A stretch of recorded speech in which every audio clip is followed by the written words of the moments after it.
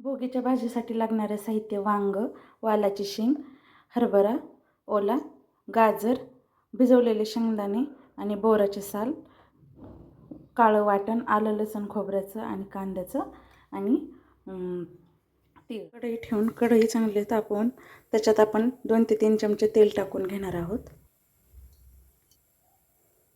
तापलं की आता आपण मोहरी घालणार आहोत.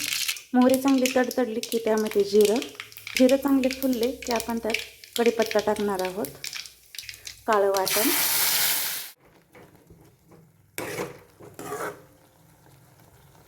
यामध्ये आपण आता मसाला घालून घेऊया. मी घरगुती काळा मसाला घातलेला आहे, संडे मसाला, मटन मसाला, धना पावडर आणि हळद. वाटण चांगलं तेल सुटेपर्यंत परतून घ्यायचं आहे. तेल सुटलं आहे. आता आपण त्या भोगीच्या भाज्या त्यात घालून घेऊ.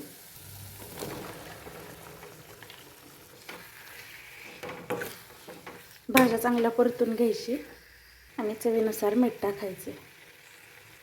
आपण यामध्ये गरम पाण्याचा वापर करणार आहोत भाजी शिजण्यासाठी. त्याने भाजीला छान कट येतो आणि चवही छान लागते. यामध्ये मी आता शेंगदाणे भिजवलेले आणि बोर टाकून घेतले. भाजी चांगली परतून झाली. आता यात आपण गरम पाणी टाकून घेऊ.